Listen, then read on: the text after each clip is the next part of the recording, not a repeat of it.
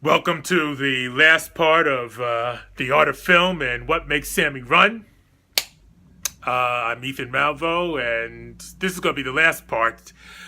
Um, I just want to finish up with the theme which runs through all of this, and that is the overall decline of Hollywood as a place where true talent and even the film industry as it is now, it's just a whole lot of mediocrity and rehashed films that are thrown at you with no kind of real framework for the development and the integrity of a work, a brand, a franchise, whatever you want to call it.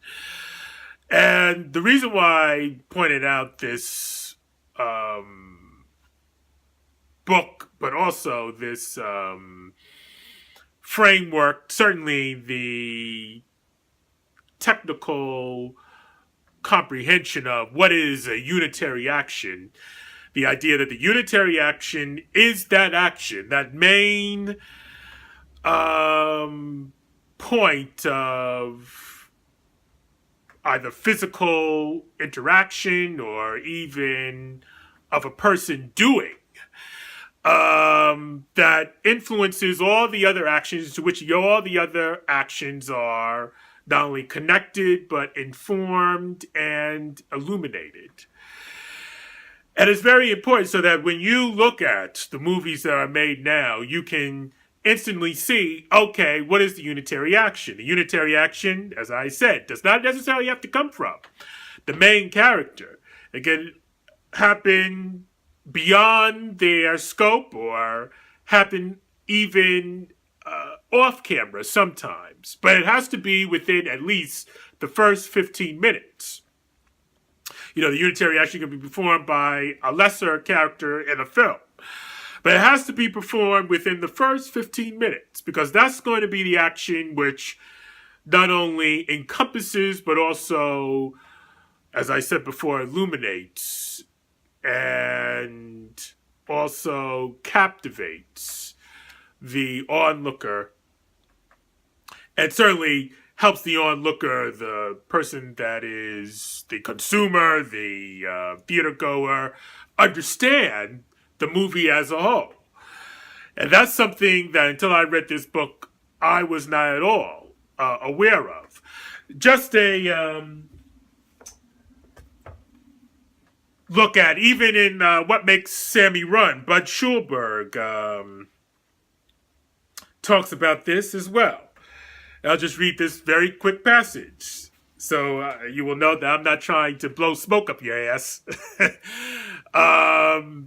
But that this action, that the whole film industry is, or the difference between a novel and a film is that the film requires and has in its very nature the reliance on action, whereas the book does not need this in order to not only hold the attention of the reader, but push it forward. Let me just read this passage. Moving pictures haven't got time for sermons. Try to get into the habit of thinking in terms of pictorial action. Now, this is from What Makes Sammy Run. But they were just talking about, well, how do you make Al Mannheim, as I said, who was the narrative, how do you make a movie out of what was then an important world figure's life? And Sammy was saying, well, first of all, you gotta discover what is the series of actions that leader is supposed to be understood. And then, of course, what is the unitary action? In the movie Gandhi, in terms of Richard Attenborough, when Gandhi is a lawyer from South Africa traveling on the white section on the train and gets thrown off, that's the unitary action. Because there, Gandhi tries to protest that, he is a British citizen and deserves to sit wherever he wants to. And the white South African is saying, no, you are an Indian, as they called them then. You are a nigger, and you need to see, because even Indians were called niggers, you see. And you need to get back to the section in the train, see, because they had their own form of segregation, Jim Crow. You need to get back to the section of the train where all the Africans are and the Indians are. And he didn't want to do that, and they threw him right on off and threw his bags off the train with him. But that set into motion, as far as the film was concerned, the activism of Gandhi throughout the film. Whatever actions he was performing and doing was informed by that solitary action of the white conductor throwing him off the train. Same thing, too, in terms of, now we'll just shift, because I was talking about The Godfather in the earlier part, when Don Corleone said, no, I'm not going to support the drug business. That was the unitary action, because that action informed the other actions. It informed Michael's decision to become his father's successor as the Godfather, the Mafia Don. Had Vito Corleone simply gone along with this from the very beginning, Michael Corleone could have gone off and continued either his career in the military or wherever he wanted to do.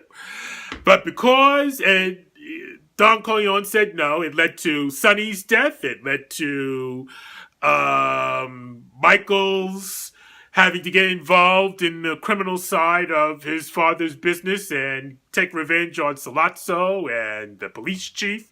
And, then he had to be exiled to Sicily until the whole legal process, or at least until the smoke cleared and, his father could bring him back. And, it set into motion all of the other actions. And, of course, in Godfather 2, which is very rare, there had to be two unitary actions.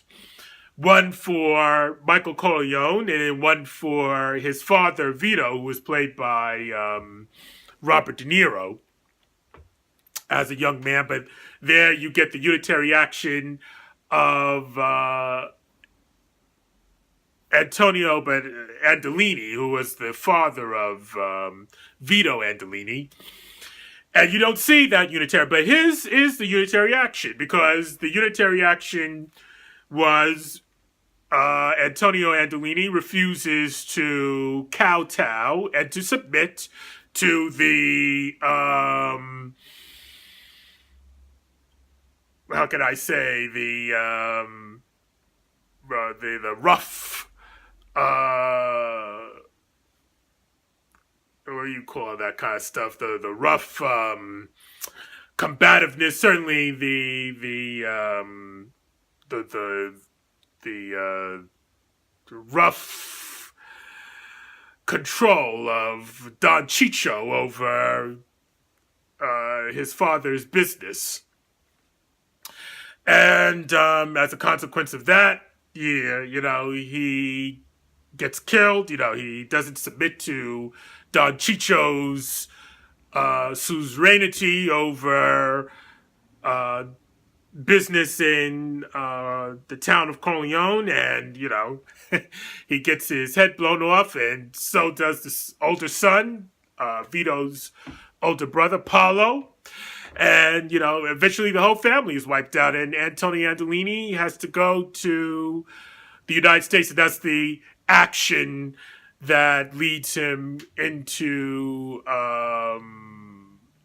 his period in the United States, and then eventually will lead him to becoming a mafia chieftain in his own right. Of course, for Michael's story arc, he has a different unitary action. His unitary action is that someone in his family did something that almost caused his assassination, and he has to find out who that was, and he eventually does. It was Alfredo, his older brother, who eventually put the life of his family in jeopardy.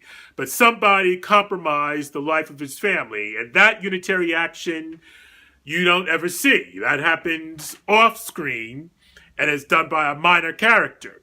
But nevertheless, through it all, the great movies understand that central framework. So that, if the franchise, and again, that's why I spent so much time talking about Aliens and Prometheus. If you're going to start a new thing, don't tease the audience. Don't tease the audience with something that they expect to see and they never see. And that is, and I said in terms of Prometheus, what was the alien used for? That is what they wanted to see. And that was what was in terms of the promos for Prometheus. Don't tease that. If you want another franchise to stand alone, you have to have a completely different take. And so don't even reference the alien in terms of Prometheus. Just have it stand alone. And when people come to the movies, that will be a little surprise in there for them. But, as Ridley Scott, as I said, originally intended it for, he did not want to ever address the alien until a later part, or at least a later, a later movie within a trilogy. So he wanted that the addressing of the alien to be really in the last part of the trilogy. So the later episode of the trilogy would have addressed the whole alien thing, and he just wanted to explore this general topic of the origins of not only humanity, but religion and everything else like that. But nevertheless, I hope that this segment has informed you on why, especially in terms of when Wall Street took over, the moguls understood all of this in terms of the unitary action and what you use the B picture for and the A picture for. Now that's completely gone. And what you have are people who just see money, dollar signs, hack writers. And as I said, in terms of Irving Thalberg, that sequence, certainly of a movie mogul or certainly a movie CEO who loses their right-hand man. Unexpectedly, they die, and